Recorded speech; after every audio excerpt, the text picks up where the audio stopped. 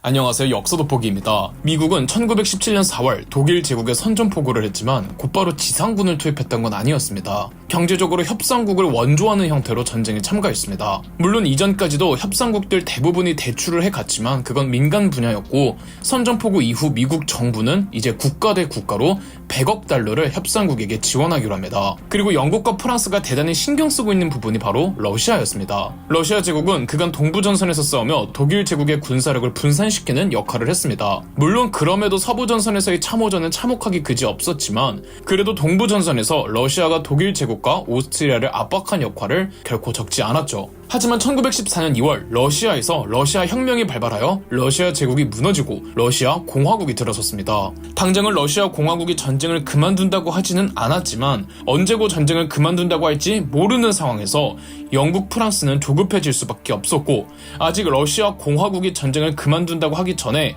대대적인 공세를 펼쳐야만 했죠. 그리고 동시에 독일 제국에서도 지난한 참호전에 지친 나머지 독일 제국의 힌든부르크 참모총장은 방어선을 새롭게 구축하고는 병사들을 요새화시킨 방어선 쪽으로 후퇴시키기로 결정합니다. 독일군 진영에서 새롭게 구축한 방어선을 힌든부르크선이라고 부른답니다. 그리고 3월 16일 철수를 시작한 독일군의 후퇴 작전을 알베리히 작전이라고 하죠. 알베리히 작전이 마무리되는데 소요된 시간은 고작 3일. 그런데 그 3일간 독일군이 물러나는 과정에서 프랑스와 벨기에 곳곳을 초토화시키고 파괴, 방화, 살해 등 끔찍한 짓들을 자행했다고 합니다. 이때 독일군이 강제 노역자로 납치해간 프랑스 민간인들이 무려 12만 명이었다고 하네요. 독일군의 후퇴에 프랑스 측에서는 새로운 전술을 구사할 수밖에 없었고, 프랑스는 독일의 힌덴부르크선에 맞추어 새로운 공격 거점을 정합니다. 단 프랑스군이 목표물로 잡은 거점을 공격하는 동안 다른 전선에 있는 독일군이 지원을 오지 못하도록 독일군의 시선을 돌리는 역할이 영국군의 역할이었죠. 영국군 총사령관 더글러스 헤이그는 공격 지점을 아라스로 정하고 영국 전군을 아라스 쪽으로 빠르게 진군시킵니다. 그러나 독일군의 철수 작전은 어디까지나 전략상 철수였습니다. 더 유리한 곳에서 싸우기 위함이었죠. 그것도 모르는 영국이나 프랑스는 독일군이 겁을 먹고 후퇴한다고 생각했고 거침없이 나아갔답니다. 나중에서야 독일군이 만반의 준비를 갖추고 적군을 기다리고 있다는 정보를 알게 되었는데 현장의 기동부대는 그걸 모르고 있었습니다. 그래서 영국 후방부대에서 병사들을 보내 영국군의 기동부대에 가서 독일군 힌덴부르크선의 실체를 전달하는 것이 중요했는데, 참고로 이 내용이 바로 영화 1917의 줄거리죠. 영국의 에드먼드 알렌비가 이끄는 영국 제3군이 4월 9일 아라스 동쪽을 공격하기 시작하면서 바야흐로 아라스 전투가 시작됩니다. 에드먼드 알렌비는 영국 제3군이 아라스를 공격하면 그 사이 헨리 호른이 이끄는 제1군과 허버트 고프가 이끄는 제5군이 제3군을 엄호하며 아라스 인근을 공격해 독일군을 포위하는 게 영국군의 최종 목표였습니다. 이때 허버트 고프가 이끄는 제5군은 아쉽게도 성과를 내지 못하고 후퇴해야 했지만 헨리 호른이 이끄는 제1군은 큰 승리를 거둡니다. 헨리 호른이 이끄는 영국 제1군은 대부분이 캐나다 군단으로 이루어져 있던 군대로서 탁월한 캐나다 군인들의 단결력으로 목표했던 비미 능선을 성공적으로 차지할 수가 있었죠. 비미 능선을 장악하니 제3군의 아라스 공격이 훨씬 수월해질 수가 있었습니다. 이 때문에 아라스 전투를 비미 능선 전투라고도 합니다. 아라스 전투는 5일간 지속되다가 영국군은 아라스를 점령하고 그 인근 마을까지 점령하는 데 성공합니다. 독일 제국의 폰 로스베르크는 조속히 전열을 정비하고 체계를 잡은 뒤 영국군에 대한 반격을 시작했습니다.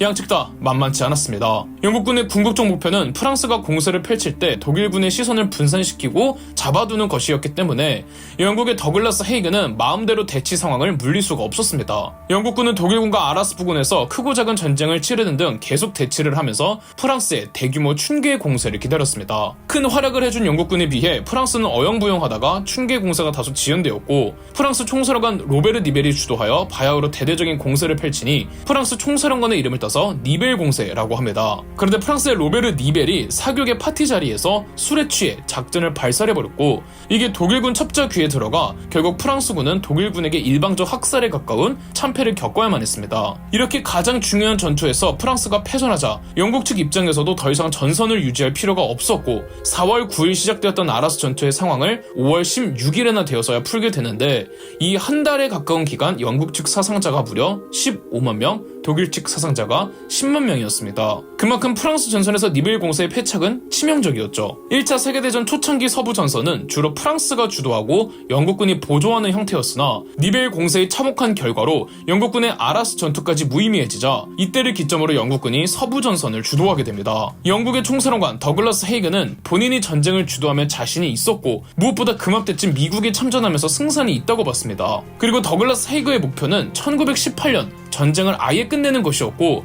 반년 조금 넘게 남은 시점에서 더글라스 헤이그는 플랑드르 공세 작전을 고안해내어 독일군에게 대규모 피해를 줄 작전을 준비했고 1917년 7월 모든 공력을 쏟아부어 플랑드르 공세를 감행했습니다. 이 전쟁은 영국 정부도 더글라스 헤이그를 온전하게 믿은 만큼 영국 측에서는 거의 모든 것을 때려박은 회심의 전쟁이었으며 1차 세계대전의 기점이 되리라 판단하던 전쟁이었습니다. 이 전투가 바로 1차 세계대전 3대 전투 중 마지막인 파스샹달 전투였죠.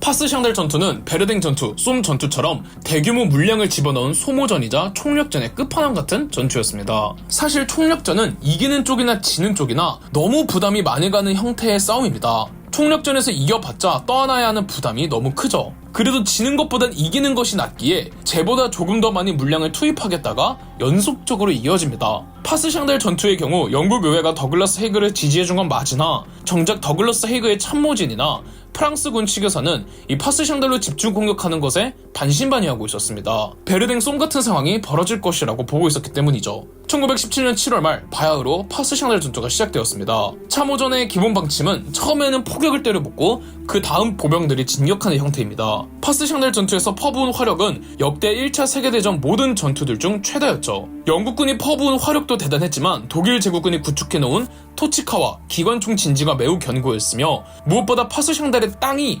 진창으로 가득했기에 보병들이 진군하기가 워낙 어려웠습니다. 거의 갯벌급이었죠. 또 7, 8월이면 비가 많이 올 때죠. 폭우가 너무 자주 내려서 영국 프랑스군이 아무리 화력을 때려박아도 다 진창에 발이 묶여서 독일 제국군의 기관총 밥먹이가 될 뿐이었습니다. 그럼에도 영국의 더글라스 헤이그는 계속 병력을 밀어넣었습니다. 영국군은 전차 마크 시리즈를 투입시켰지만 역시 파스샹달 전투 최악의 조건이었던 악천후 때문에 진창에 빠지기 십상이었습니다. 이렇게 폭우가 계속 쏟아지면 참호가 무너지기도 해서 익사하고 압사당하기도 일쑤였고요. 또 독일 제국군은 새로운 독가스를 살포하기도 했습니다.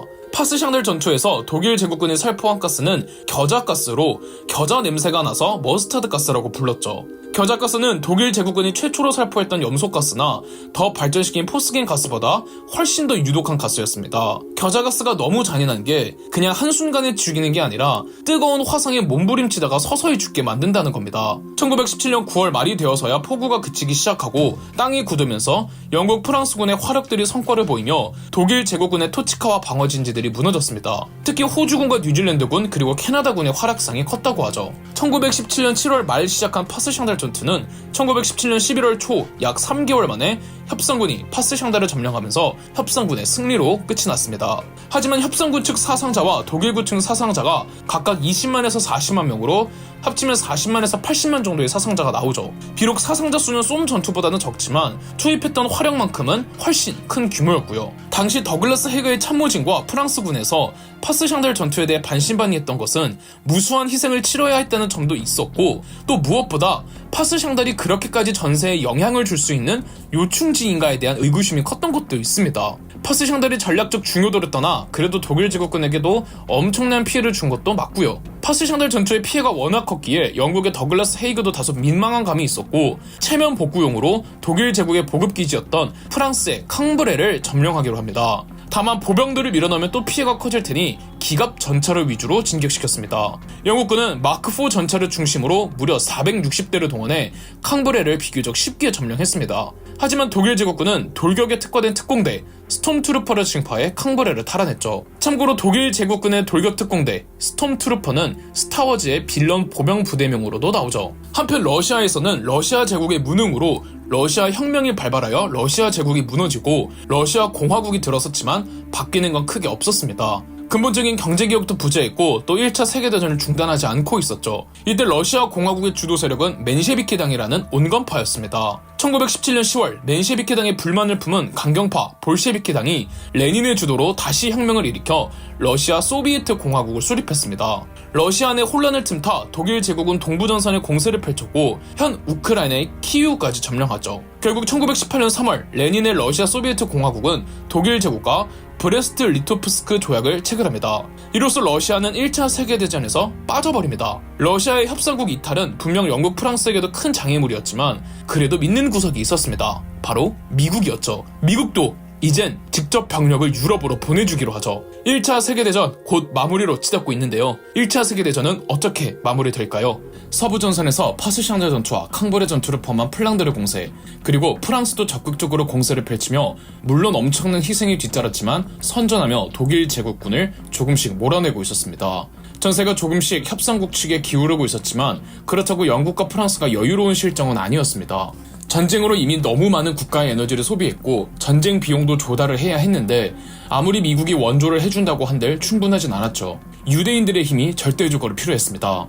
유대인들은 금융업으로 사업을 확장해가며 부호들이 많았는데 그들의 도움을 받고자 했던 거죠. 당시 유대인들 사이에서는 시오니즘이라고 몇천 년 전 유대인들이 살았던 팔레스타인의 예루살렘에 고대 속 국가였던 이스라엘 왕국을 다시 건국하자는 민족주의 붐이 일고 있었습니다. 하지만 중동 지역은 이미 아랍인들이 살고 있었죠. 1917년 11월 영국의 외무장관이었던 아서 벨푸어가 유대인들의 대표이자 모든 유대인들 중 최대 부호였던 로스차일드 가문에 이 시오니즘을 지지하며 전쟁이 끝나면 예루살렘에 유대인들을 모아 나라를 건국할 수 있도록 돕겠다는 이른바 벨푸어 선언을 합니다. 뭔가 이상함을 감지하지 않으셨나요? 일찍이 1915년 영국은 오스만 투르크를 공격하고자 중동 지역에 있는 아랍인들에게 반란을 부추겨 오스만이 멸망한다면 중동 지역에 아랍인들의 국가를 만들어주겠다는 맥마흔 선언이 있었습니다. 그런데 2년 후 1917년 영국은 유대인들에게도 중동 지역의 유대인들의 나라를 만들어주겠다고 이중 약속을 한 거죠. 이때까지만 해도 영국은 몰랐겠죠.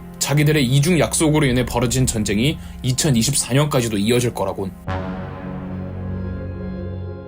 1918년 3월 러시아 소비에트 사회주의 공화국은 단독으로 독일 제국과 브레스트 리토프스크 조약을 체결한 후 전쟁에서 빠집니다. 이로써 독일 제국의 동부 전선은 끝이 났죠. 이젠 독일 제국은 영국, 프랑스와의 서부 전선에만 집중하면 되는 것이었습니다. 독일 제국 내부적으로도 전쟁에 대해 회의적인 환멸감이 팽배해 있었으며 독일 제국의 황제 비렐름 2세의 여론도 곤두박질치고 있었죠. 비렐름 2세와 독일 제국의 군부는 최후의 공격이라 생각하고 서부 전선의 모든 걸 다 때려박은 마지막 한타를 준비합니다. 바로 루덴도르프 공세였죠. 독일 제국의 자랑 중 하나가 돌격대입니다. 정예 돌격대를 중심으로 정말 중요한 요충지들만 공략한 후 최단 거리로 파리까지 돌진하는 작전이 바로 루덴도르프 공세였습니다. 동부전선 싸움도 끝났겠다. 동부전선에 배치되어 있던 70만 명의 독일군이 추가적으로 서부전선으로 투입되었죠. 또한 동원할 수 있는 모든 화력을 동원한 건 말할 것도 없고요. 1918년 3월부터 독일 제국은 루덴도르프 공세를 시작했습니다. 독일 제국의 루덴도르프 공세는 대성공이었습니다. 거의 2주 만에 파리 근처까지 들이닥치는데 성공했죠. 이 사실 정확히 말하면 루덴도르프 공세는 대성공인 줄 알았습니다. 왜냐하면 독일 제국군이 점령한 최소한의 요충지들에 협상국 병력들이 그렇게 많지는 않아서 협상국 측 피해가 그렇게 크지는 않았죠. 피해가 있더라도 그건 미국이 복구해 주었습니다. 그리고 독일 제국의 돌격대가 활약하여 매우 빠른 속도로 프랑스 내륙까지 진입했지만 보급 부대가 그 속도를 따라가지 못합니다. 그래서 독일 제국군의 돌격대는 급 제동이 걸려버렸으며 이후 추가적으로 독일 제국이 증원군을 보낼 여력이 되지 못해서 루덴도르프 공세는 별 성과를 내지 못했습니다. 그리고 마른강 유역에서 협상군의 반격을 받고는 루덴도르프 공세는 1918년 7, 8월 사이에 완전히 실패한 것으로 끝납니다. 개전 초기 1914년 때도 이 파리 근처까지 온 독일 제국군이 마른 전투에서 패배 후 물러나야만 했는데 전쟁 막바지에도 똑같이 파리 근처까지 왔다가 마른 전투에서 패배 후 물러나야 했죠. 이젠 협상국과 미군이 반격에 나설 차례였습니다. 1917년 4월 동맹국의 선전포고를 선언한 미국은 경제적으로만 협상국을 지원하다가 1918년 6월경부터는 유럽에 직접 지상군을 투입했습니다. 미국 원정군 총사령관은 존 조지프 퍼싱이었습니다. 일찍이 영국, 프랑스, 미국의 총사령관들끼리 모여 아미엥, 마른강, 생미일 지역을 수복하는 작전을 짜놓은 상태였습니다. 이 중 미군이 투입되기로 한 전선은 생미일 지역이었습니다. 작전에 회의적인 작전 참모진도 있었지만 프랑스군이 2차 마른 전투로 마른강을 수복하는 데 성공하면서 희망의 바람이 불었고 미군은 생미히엘로 이동합니다. 동시에 영국 프랑스 연합군은 아미엥 쪽으로 이동하고 말이죠. 8월 8일경부터 영국과 프랑스군이 먼저 아미엥 지역을 공격하기 시작했습니다. 9월 중순까지 약 한 달간의 치열한 공방전 끝에 독일군은 아미엥 지역을 포기하고 힌덴부르크 선까지 퇴각하라는 명령을 받게 됩니다. 9월 12일에는 퍼싱이 이끄는 미군이 생미히엘 지역에 강력한 공격을 감행했고 4, 5일 만인 9월 16일 비록 독일군 부대를 전멸시키지는 못했지만 독일군이 후퇴하면서 생미히엘 공세 또한 성공적으로 끝마치게 되었습니다. 애초에 협상국이 목표로 했던 아미엥, 마른가, 생미히엘 지역을 모두 수복하는 데 성공함으로써 독일군의 전선이 상당히 위축되게 되었습니다. 이제 세 지역의 전선에서 각 국의 군대가 저마다의 루트를 통해 더 진군해 독일의 최후 전선인 힌덴부르크선을 격파해 전쟁을 끝마치는 게 목표였습니다. 쉽지만은 않은 공세였으나 미국, 영국, 프랑스가 각자의 루트에서 서서히 진격하면서 11월경 힌덴부르크선은 사실상 붕괴되고 맙니다. 8월부터 11월까지 협상국이 독일의 최후 방어선인 힌덴부르크선을 무찌른 이 1년의 전투가 100일 동안 이어졌다고 해서 100일 전투라고 부른답니다. 그리고 100일 전투의 패전으로 독일 제국은 사실상 더 이상 전쟁을 수행할 수 있는 능력을 모두 상실했죠. 한편 이탈리아와 오스트리아의 전선으로 가보겠습니다. 원래 동맹국이었던 이탈리아는 1915년 5월 동맹국을 배신해 오스트리아 헝가리 제국과 전투를 벌였습니다. 1915년부터 1917년 말까지 이탈리아는 오스트리아 헝가리 제국과 무려 3차례에 걸쳐 이손초 전투를 벌였는데 이손초 전투의 결과는 무승부였습니다. 이탈리아나 오스트리아나 도찐 개찐으로 형편없는 군대였던지라 사상자만 늘려갔죠. 그러다 1917년 말 독일 제국이 오스트리아를 도와주면서 이탈리아를 완전히 몰아냈지만 몰아냈을 뿐 이탈리아로 쳐들어가지는 못했습니다. 그러다 1918년 말 독일 제국이 100일 전투를 패전하면서 미국, 영국, 프랑스가 이탈리아를 도와주었고 비토리오 베네토 전투에서 오스트리아 헝가리 제국을 상대로 최종 승리를 거둡니다. 오스트리아 측 사상자가 8만여 명이었고 포로가 40만 명이었습니다. 사상자가 8만 명인데 포로가 40만 명이라는 건 오스트리아군이 얼마나 개판으로 싸웠는지 대충 가늠이 되시죠? 아무튼 독일 제국은 100일 전투로 오스트리아 헝가리 제국은 비토리오 베네토 전투로 끝이 났으며 이로써 동맹국이 최종 패전을 하였습니다. 미국과 협상국에서 가능한 빨리 전쟁을 끝내려고 했던 간접적인 이유도 있었습니다. 바로 5억 명의 감염자를 만들어냈던 스페인 독감 때문이었죠. 코로나19의 감염자 수가 앞으로도 계속 진행되겠지만 현재까지는 약 7억 명이라고 합니다. 스페인 독감이 조금 더 감염자 수가 적지만 의학이 지금만큼이나 발전하지 않았기에 사망자 수는 스페인 독감이 코로나보다는 2배 이상 더 많았다고 합니다. 스페인 독감 때 전 세계적으로 사회적 거리두기와 마스크 착용 의무화 등 근현대 최초의 팬데믹이라고 볼 수 있죠. 스페인 독감은 별칭이고 정식 명칭은 H1N1 바이러스라고 하는데 스페인에서 시작해서 스페인 독감이라고 부르는 건 아닙니다. 당시 유럽 전체가 다 1차 세계대전 도중이었기 때문에 참전하지 않았던 스페인에서 주로 이 질병과 팬데믹을 보도했고 그러다 보니 자연스레 스페인 독감이라는 별칭이 생겼죠. 공식적인 첫 환자는 1918년 3월 미국 시카고에서 나왔습니다. 이 환자가 공식적인 스페인 독감의 첫 환자라고 하지만 이후 의학자들의 연구에 의하면 1916년에서 1917년 사이에 이미 유럽에서 스페인 독감과 거의 동일하고 유사한 증상의 독감 환자들이 나왔다고 합니다. 정확한 발병 원인은 아직까지 나오지는 않았겠지만 가축에서 발병한 바이러스로 보고 있고 이 유럽에서 시작하지 않았을까 분석하는 학자들도 많습니다. 1차 세계대전 서부전선의 참호전 환경과 위생 상태를 고려해 본다면 그런 바이러스가 안 퍼지는 게 더 이상할 정도였죠. 매우 비위생적인 전장에서 폭우가 쓸어내린 진창으로 가득하고 사람과 동물의 시체들로 가득 덮인 곳에서 몇 년을 더 싸웠으니 전염병이 생길 수밖에 없었죠. 당시 일제강점기였던 우리나라에서도 740만 명 이상이 감염됐고 13만 명이 스페인 독감으로 사망했습니다. 여하튼 1918년 유행하기 시작한 이래 스페인 독감의 사망자 수는 최소 1700만 명으로 집산할 만큼 심각했고 이 협상국은 하루빨리 전쟁을 끝낼 수밖에 없었습니다. 이제 1차 세계대전의 공식적인 전투들은 막을 내립니다. 정확한 사상자를 알아내기는 힘들지만 유럽, 아프리카, 중동, 아시아를 고려했을 때 대략 미국과 협상국에서는 2천만 명의 사상자가 동맹국에서는 1600만 명의 사상자가 나왔습니다. 부상자와 실종자를 제외하고 오로지 사망자만 따지고 봤을 때 약 1000만 명이 죽었죠. 있었죠. 1차 세계대전은 인류가 겪은 최초의 참극이지 않았을까 싶습니다. 하지만 아직 1차 세계대전은 끝이 나질 않았습니다. 거대한 전쟁이 끝나면 승자국과 패자국의 운명이 어떻게 갈리는지가 또 전쟁의 중요한 맹점인데요. 6주 만에 전쟁을 끝낼 계획이었던 독일 제국의 예상과는 다르게 1914년 사라예보에서 울린 총성은 4년이나 지난 1918년 끝이 났습니다. 독일 제국은 100일 전투로, 오스트리아 헝가리 제국은 비토리오 베네토 전투로 동맹국이 최종 패전을 했습니다.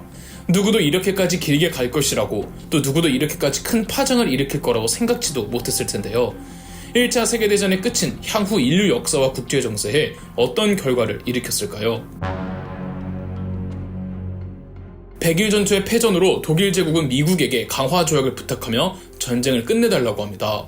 그러나 미국은 그렇다면 전쟁을 끝내고 싶다는 성의를 보이라며 모든 군사적 행위를 중단하고 모든 병력을 해산하라고 요구합니다. 여기에 더해 미국은 독일 제국과 같은 전제 군주제 국가와도 협상을 할 수 없다고 단호하게 나가죠. 한편 독일 내부에서는 마치 러시아처럼 불만이 가득 차 있었습니다. 독일 제국이 1차 세계대전을 일으킨 가장 근본적인 이유는 자본 유출을 막고 경제 불황을 해결하고자 함이었습니다.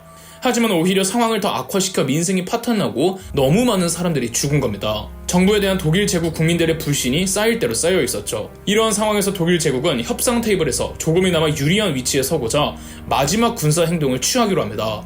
바로 북해에 있는 영국 해군을 급습해서 아주 조금이라도 전세를 유리하게 이끈 시점에서 협상에 임하기로 했죠. 1918년 10월 24일 독일 제국은 독일의 대양 함대에 출격 지시를 내렸고, 독일 해군은 전함 18척에 순양 전함 5척, 경순양함 9척, 구축함 50척을 모읍니다. 안 그래도 전쟁에 질려 화가 치민 병사들은 해당 지시에 노발대발하였고, 결국 출격도 하기 전 1918년 10월 29일 각 함정에서 수병들이 반란을 일으켰습니다. 수병들의 출격 거부로 대양함대 사령관은 작전을 취소할 수밖에 없었고, 수병들을 달래고자 출격하지 않고 모항이었던 킬 군항으로 입항합니다. 그러나 킬 군항에서도 대규모 노동자들의 시위가 있었고, 대양함대가 킬 군항에 도착하자 함정의 수병들 그리고 킬 군항에 있던 수병들과 노동자들끼리 합세하여 시위에 나섭니다. 독일 제국의 당국은 도저히 이들의 시위를 막을 여력이 안 됐고, 그간 독일 제국에 쌓인 불만으로 인해 이 시위와 파업은 순식간에 독일 전역으로 퍼졌습니다. 본래 독일 제국의 황제였던 비렐름 2세는 전쟁 패전의 책임을 의회에 돌리고자 입헌 군주제를 준비 중에 있었습니다. 하지만 킬군항의 반란이 전국적인 시위로 퍼졌고, 시위대를 진압할 병사들조차도 시위에 합류하니 크게 당황한 비렐름 2세는 독일 제국을 나와 네덜란드로 도망갑니다. 독일 제국의 의회는 빠른 시일 내에 새로운 정부 구성과 개혁을 약속하면서 시위대를 겨우 달랠 수 있었습니다. 다만 입헌 군주정으로 갈지 공화정으로 갈지 아직 결정을 내리지 못한 상황에서 독일 사회민주당의 의원 필리프 샤이데만이 단독적으로 국민들에게 공화정부를 약속했습니다. 다른 의원들은 합의되지 않은 사안이라며 반대하려 했으나 이미 공화정부가 국민들의 압도적인 지지를 받고 있었고, 결국 총선을 거쳐 필리프 샤이데만이 총리로, 그리고 같은 3인당 소속의 프리드리 에베르트가 대통령이 되어 독일 제국은 멸망하고 대통령제인 바이마르 공화국이 수립되었습니다. 1918년 10월 30일 오스만 투르크가 항복하고 11월 3일 오스트리아가 항복하면서 바야흐로 1차 세계대전이 끝났습니다. 이젠 전후 국제질서의 재편 문제가 화두가 되었습니다. 1차 세계대전 직후 미국의 우드로 윌슨 대통령은 민족 자결주의를 강하게 내세웠는데요. 우드로 윌슨 대통령은 이미 전쟁 종전 이전부터 민족 자결주의를 강조했습니다. 1918년 1월 18일 우드로 윌슨 대통령은 이제부터 미국이 세계의 평화를 책임지겠다는 14개조 평화 원칙을 발표했습니다. 우드로 윌슨 대통령의 14개조 평화 원칙은 민족 자결주의를 기반으로 하고 있습니다. 민족 자결주의란 각 민족의 문제는 타 민족이 간섭하지 않고 그 민족들이 알아서 해결해야 한다는 논리로 전 세계에 민족주의 붐을 일으켰죠. 민족 자결주의가 초래한 민족주의는 유럽에 정말 많은 것들을 바꿔놓았습니다. 우선 오스트리아 헝가리 제국에서는 헝가리 측에서 반란을 일으켜 결국 오스트리아와 헝가리가 쪼개졌고, 또 기존 오스트리아 헝가리 제국 내에 있던 체코인들과 슬로바키아인들이 다시 독립하여 체코슬로바키아라는 나라로 독립했습니다. 역시 오스트리아 헝가리 제국의 영토였던 폴란드도 독립했죠. 오스트리아의 방해가 없어지자 발칸반도에서는 세르비아 왕국이 발칸반도의 여러 지역을 통합해냈고, 훗날 이 연합왕국은 유고슬라비아로 발전합니다. 패전국인 오스만 역시도 비극적 결말을 피해갈 수 없었는데요. 패전에 대한 책임, 그리고 1차 세계대전 도중 오스만 정부가 약소민족에 대해 벌인 각종 대학살 등으로 정부의 지지도가 추락했고, 갈리폴리 전투 당시 오스만군을 지휘하며 승리로 이끌어낸 민족영웅 케말 파샤가 압도적인 여론의 지지도를 받으며 부상합니다. 파샤는 자기명이고 그의 본명은 무스타파 케말 아타투르크인데요. 1차 세계대전 이후 협상국은 오스만을 없애버리라고 했습니다. 케말 아타투르크는 우리 오스만의 위기가 무능한 술탄 때문이라며 아나톨리아 반도에 있던 앙카라를 중심으로 투르크 민족 독립운동 겸 오스만의 술탄 타도운동을 전개했고 3년 만인 1922년 오스만의 마지막이자 36대 술탄이었던 메흐메트 6세를 폐위시키면서 오스만 제국은 공식적으로 멸망했습니다. 오스만의 수도였던 콘스탄티노플은 이스탄불로 이름이 바뀌었고 케말 아타투르크는 수도를 독립운동의 근거지였던 앙카라로 천도하면서 오늘날의 공화정부의 튀르키예가 성립되었죠. 그리고 1923년 아타투르크가 튀르키예의 초대 대통령으로 선출됩니다. 자, 이제 독일을 두고 어떻게 할 것이냐는 가장 중요한 전후지서 개편 회의를 개최해야만 했습니다. 영국이나 프랑스나 이탈리아나 독일로부터 뜯어낼 전쟁 배상금에 아주 신나 있었죠. 1919년 1월 18일 전쟁에서 승리한 협상국 27개국의 대표들이 프랑스 파리에 모입니다. 전후 처리 문제를 두고 전승국들이 처음으로 모인 이 회의를 파리 강화 회의라고 하죠. 가장 먼저 파리 강화 회의에 따라 패전국들은 전부 자국의 식민지를 포기하기로 합니다. 그래서 말씀드린 대로 그 수많은 민족의 국가들이 독립할 수 있었죠. 더불어 우드로 윌슨이 제안해 초국가적 국제기구인 국제연맹을 창설하기로 합니다. 가장 맹점은 패전국들이 구체적으로 배상금은 얼마를 내야 하고 영토와 식민지를 얼마나 포기해야 하나였습니다. 가장 핵심은 독일의 처리 문제였죠. 독일 처리 문제만 두고 5개월이나 걸립니다. 협상국들이 독일의 처우 문제를 두고 최종 합의한 조약이 프랑스의 베르사유 궁전에서 마무리되었다고 해서 1차 세계대전 후 독일에게 물은 조약을 베르사유 조약이라고 합니다. 1919년 6월 28일 반포되었죠. 베르사유 조약으로 인해 독일이 져야 할 책임이 굉장히 많았는데 주요 골자만 보면 이렇습니다. 전범 800명 재판, 20년 안에 전쟁 배상금 1320억 마르크를 금으로 지불, 군대 규모 제한, 영토 상실, 경제 제한 및 무역권 제한 등이었습니다. 독일이 일으킨 전쟁이라고 생각하면 당해도 싸다고 생각하지만 무고한 독일 시민들을 생각해본다면 하나같이 부담스러운 조항들이었습니다. 1320억 마르크는 당시 독일로서는 도저히 감당이 안 되는 규모였습니다. 당대 내노라 하는 영국 최대 경제학자들이 영국 의회에 제안한 배상금은, 그러니까 독일이 배상할 수 있는 범위 내에서 영국이 손해보지 않는 배상금의 총액은 100억이었는데 영국과 프랑스는 독일에게 무려 1320억을 요구한 겁니다. 독일뿐 아니라 여러 패전국들 처리 문제까지 다 해결짓는 게 무려 1년이나 걸렸습니다. 1919년 1월에 시작한 파리 강화 회의는 1920년 1월 20일 최종적으로 모든 조약들을 선포함으로써 파리 강화 조약이 끝이 납니다. 파리 강화 조약 안에도 여러 조약들이 있었는데 가장 큰 건 베르사유 조약이었고, 그래서 1차 세계대전 이후 재편된 국제사회를 베르사유 제재라고도 부르죠. 조약 자체는 끝이 났어도 모든 게 해결되는 건 아니었습니다. 배상금이 도저히 독일이 갚을 수 없는 액수였고, 특히 영국의 경제학자 존 케인스는 협상국들의 강도 높은 독일 배상금이 유럽 전체의 이익에 전혀 도움이 안 된다고 생각했습니다. 베르사유 체제가 선포되고 나서 존 케인스는 평화의 경제적 결과라는 책을 내어 현재 독일에게 자행하는 협상국들의 강요는 적을 완전히 굴복시켜 아주 잔인한 방식으로 평화를 얻어냈다는, 과거 고대 로마 시절 로마가 카르타고를 철저히 부숴버렸던 카르타고식 평화라며 강력하게 비판했습니다. 이렇게 독일을 경제적으로 옥죄다가는 궁지에 몰린 독일이 또 한 번 전쟁을 일으킬 수 있다고 말이죠. 이에 미국이 먼저 발을 뺍니다. 독일이 미국에게 지불해야 할 전쟁 배상금을 미국이 받지 않겠다고 한 거죠. 대신 현물로 많이 가져가긴 했는데 미국은 독일이 완전 망하는 것만은 막으려고 했습니다. 독일이 망하면 영국과 프랑스가 재건할 텐데 유럽까지 좌지우지할 생각을 하고 있던 미국은 영국과 프랑스가 재건되는 걸 반기지 않고 있었기 때문이죠.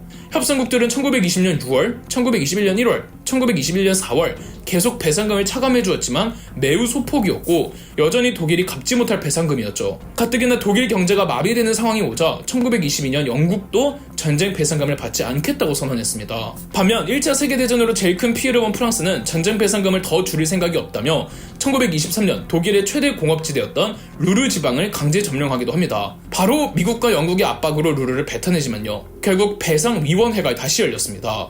이 배상위원회는 미국이 주도했는데 특히 미국 대표로 참석한 재무장관 찰스 도스가 본인의 계획을 강력하게 밀어붙여 프랑스는 아무 말도 못하고 1924년 미국 도스 재무장관의 계획안, 이른바 도스안이 발표됩니다. 내용은 독일이 프랑스에게 무조건 전쟁 배상금을 갚아주게 할 테니 대신 독일이 전쟁 배상금을 갚을 수 있는 능력이 되도록 독일의 경제를 살려준다는 게 도스안이었습니다. 그래서 미국과 영국이 독일에게 막대한 차관을 빌려주었고 프랑스도 도스안에 따라 채권을 발행해 주었죠. 이렇게 독일은 단기간에 이 경제를 회복합니다. 배상금도 충분히 갚을 총액이었고요. 그런데 독일이 입을 싹 닫습니다. 못 갚겠다며 배째라는 겁니다. 미국은 다시 한번 유럽 국가들을 불러 모아 배상위원회를 소집했습니다. 이때 직도는 미국의 금융가 오웬 영이었고, 오웬 영은 눈 딱 감고 한 번 더 배상금을 깎아주자며 1929년 오웬 영의 계획안인 이른바 영안이 최종적으로 선고되었죠. 영안에 따라 1120억 마르크를 59년간 할부로 갚으라는 것이었습니다. 20년 안에 1320억 마르크를 갚으라던 처음 베르사유 조약에 비하면 많이 나아진 거죠. 1차 세계대전은 정말 끔찍한 전쟁이었습니다. 그간 인류는 이성과 합리적 존재로서 그들이 일군 과학과 기술이 인류 문명을 이롭게 한다고 확신했습니다. 하지만 전차, 독가스, 각종 신무기 등 인류는 그렇게 일군 과학과 기술로 인류를 멸망하는 데 썼습니다. 그리고 국제정세니 경제니 다 떠나서 죽은 사람이나 산 사람이나 한 사람 한 사람에게 씻을 수 없는 고통을 안겨다 주었습니다. 1차 세계대전 개전 초기 때만 해도 각 나라에서 젊은 청년들이 명예를 위한답시고 어마어마하게 많이 자원입대를 했습니다. 유수의 각 대학교에서도 교수들은 청년들에게 자원입대를 장려했죠. 하지만 전후 청년들의 우울감과 염세관이 팽배해집니다.